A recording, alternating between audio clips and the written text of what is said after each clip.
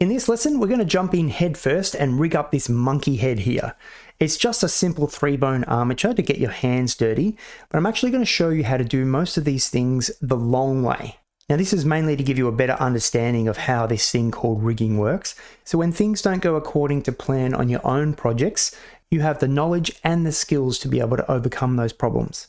So what are we making today? We're going to create a 3-bone armature and connect it to this Suzanne monkey head here. You will add the parenting and the armature modifier manually, and you'll create all the vertex groups and dive straight into weight painting. I'll teach you some tricks about the modifier stack and also how to use the symmetrize tool. And at the end of the lesson, I'm going to ask you to have a crack at actually making this, recreating what I've done here, even though I haven't fully explained everything you need to know just yet. Don't worry, everything will be explained in time, and later in the course you're actually going to be asked to submit this as an exercise. But for now, this is just a little bit of a practice. You can learn what you had trouble with or what you need to focus on more, and then after I fill those gaps in your knowledge later, you're going to be all the stronger for it. All right, let's make our Suzanne monkey head move. All right, so I'm going to start from a brand new blank file, as you can see here, and I'm going to delete everything I don't need. So that's pretty much everything. And then I'm going to add in our monkey head, add mesh monkey. There we go. And because I don't want it all chunky like this, I'm going to add a subsurf with Control 2. I'm also going to get rid of the flat shading. So I'm going to bring up my context menu, which is right click for most people. But for me, I'm going to hit W to bring this up and then choose shade smooth. There we go. Nice and smooth. And now I'm going to add in my armature. I'm going to hit Shift A and then choose armature here. Now remember, if you have Rigify enabled, you have a sub menu and it'll be out here and it'll say single bone. That's the one that you want if you have Rigify enabled. But if you don't, this is what your menu will look like. So I'm going to choose that there. And because I can't see through, I'm going to change my settings. So go over to the data tab, viewport display, and then choose in front. Actually, I could have done that from the object tab under viewport display because I also want to turn on wire. So now I can see through. Okay, so we've got the start of our armature and also our monkey here. Now I do want to point out a few things with a few of the modifiers. So I'm going to jump into edit mode. I'm going to delete half the mesh. So I'll delete this side over here just by box selecting everything and then hitting X to delete. And then I'm actually going to, we'll jump back to solid view. And then I'm going to jump back over into the modifiers tab and I'm going to add a mirror modifier. This is under the generate, under mirror. But sometimes it's hard to find what you're looking for. But if you know the name, you can just type in search and just say mirror. And now I'm getting that second half of the mesh back. Now there is method to this madness. And the reason I'm doing this is I want to show you how we can use this mirror modifier to mirror the vertex groups. So I'm only going to do one ear and have this modifier mirror that across to the other side.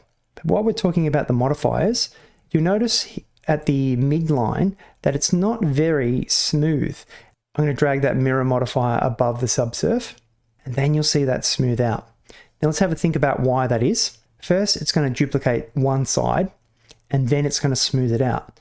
Whereas in the reverse order, it's smoothing it out and then it's duplicating it. But in this midpoint here, it doesn't have anything to smooth to, which is why it's got this little bit of a sharp line. So I just wanted to point that out to show you how the order matters. And if we put the subsurf below the mirror modifier, we're going to get a better result.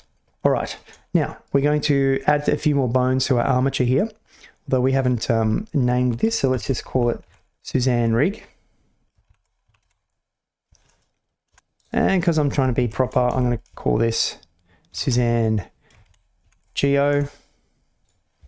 Let's copy our names from our objects and paste it into the data. That way I'm obeying my own rules of always name your data. Now we're going to add some bones. So I'm going to jump into edit mode for that. And it would be helpful if we could see our bone names. So I'll jump over into the data tab and turn those on. And while we're here, I'll turn on the axes as well because we'll need those in a moment. I'm going to rename this bone. I can call it whatever I want, but I'm going to call it head. I just hit F2 to bring up that renaming tool. And then I want to put one ear kind of over here. So I'm going to position my cursor, then hit Shift A, and that will add in a new bone. I'm going to rename this one. I'm going to call it ear.l, and then I'll use some of the snapping tools. So I'll change this over to be face. I'll tumble around my model here, and I want to snap this tail of the bone to the end of the ear. So I'm going to hit G and then hold down Control and snap it to somewhere on the end. And then I'll grab the head of the bone. I'm just going to drag it backwards in the view and constrain it with the middle mouse so it's going along that y-axis. I want it to be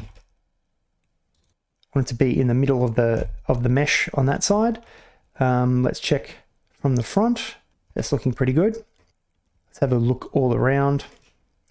I do want it to be slightly inside the skull, but not too far. All right, that's looking good.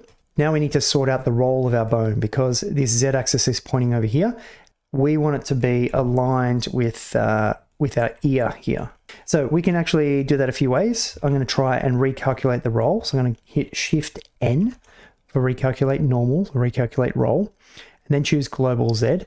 And that should position the z-axis. Yep, the z-axis is pretty close to the middle of the ear. I can roll it if I want, but I think that's good enough. Now I'm going to set up the parenting. So I'm going to select my child. Who's your daddy? I am. Control P. And then I want to make sure to choose keep offset. You can see our relationship line there. Okay, so how do I get the ear across to the other side in exactly the same spot? I want to show you the symmetrize tool. So I'm going to bring my menu up with W, but if you have the default settings, you can right click and then choose symmetrize. And because I've named this ear.L, it's going to symmetrize that across to the other side. So there are my 3 bones already added. Now we just need to connect this mesh to that armature. And I want to show you how to do it the long way. So I'm going to select my mesh, and then over in the Object tab, under Relations, we have our parent here. Now because our mesh and our armature are both at the world origin, we won't have any jumping around. So we can do it this way. I would always advise doing it in the viewport. But because I wanted to show you the long way, I am going to eyedrop that there, and it should be parent type object. That's what we want. So the next thing we need to do is set up the armature modifier. So let's go over to the modifiers tab and then click on add modifier. Under deform, we've got armature. However, you're probably going to forget where it is. So just type in the search and type armature. And now it's been added to the bottom of the stack. We can click in here and choose the name. We want the Suzanne rig. Now our icon is no longer red. And we also need to have a think about where in the stack this needs to go. So we do want it to be above our subdivision surface, and that's so that it has 4 times less vertices to actually deform. Plus, if we move the verts and then smooth them out with this modifier, we're going to have a better result. But we do want it to be after the mirror modifier. I'll show you later why that's the case. Next, we need to add our vertex groups. So we're going to do that over in the data tab. And in this little tab here, we're going to click on this plus button 3 times because I have 3 groups, and then I'll name them. So the names have to match exactly. So watch out for any typos. So head ear.L and then ear.R. And I'm also going to point out here, I'm not manually going to weight paint anything in the ear.R group. I will let the mirror modifier do that. However, the mirror modifier can't create this group for you. The group already needs to exist for that to happen. So that's why I need to add that one there. And now we're ready to weight paint. It's always easier to weight paint if you disable this lock object modes. And this is the way that I kind of do it. I leave the armature in pose mode, and then I shift select our mesh. And then when I jump into weight paint mode, and I can select these bones, and it's going to choose that group for us. Now later in the course, I'm going to explain weight painting properly, but for now, I'm just going to choose the add brush. I want to make sure that my strength is 1, and then I'm going to tumble around and I'm just going to paint on my mesh. Now I can't paint on any of this side because the vertices on this side are not real. We only have vertices on the screen right or her left side. So I'm just going to paint in here. Paint, paint, paint, paint, paint. Make this a little bit bigger. Later, I will explain weight painting properly. But for now, we're just going to click, click, click. And I don't want to cover too much of the ear. I do want it to bleed in a little bit, but not too much. And one thing that'll help us is if we enable the wireframe. So I'm going to jump up here into the overlays and click on this wireframe option. And then I can see where my vertices are. And that's actually where we're painting the weight. All right, so that's looking okay. I'll go a little bit further in here. Now I'm going to add weight to the ear, do the same thing, although I'm going to enable auto normalize for this one so that when these blend, it's going to subtract the weight from the head group. I'll explain auto normalize properly in the weight painting section, but for now we're just going to turn it on, and then I'll blur that connection, but let's have a little bit of a look to see what we've got. So I'm going to subtract some weights from there. How am I going to subtract it? I'm just going to choose the blur brush and then kind of blur that connection. Something like that. It's got a little bit too much influence on the bottom here. So I could subtract from the ear, or I could add it to the head. I'm just going to add it to the head, but I'm going to lower my strength down to, let's say, 25%. So that'll be a little bit less harsh, and find a little bit of blurring to smooth that out.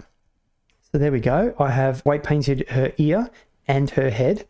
And let's just check what's happened over here. When I grab the ear, it's actually working.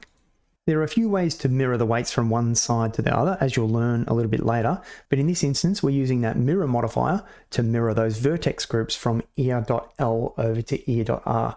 But the order that we have the modifiers is what's making the difference. For it to work correctly, the mirror modifier should be above the armature modifier. If it's not, essentially the armature modifier can't see any of those weights in the group called ear.R. Well, in fact, it can't even see half of that mesh because it doesn't exist. And that's why we need to put the mirror modifier above the armature. If it's in the reverse order, then we're going to be moving our mesh with the armature modifier, and then our mirror will just be copying those changes across to the other side. So that's why the order matters. Well, there's one last thing that we're going to do, and that is just select all of our bones and change them over to be Euler XYZ. So I'm going to hold down Alt when I click in here, and then choose this option here. Click, and now all of our bones only have 3 rotations rather than 4. So that's it. That is our armature modifier the long way. I do want you to practice all the things that we've talked about in this lesson, because later in the course, after you learn more about weight painting, I'm going to actually get you to create this one for real. But do have a little bit of a practice of this one now. And then later, when you do it for realsies, you're going to kick some goals. All right, on to the next chapter.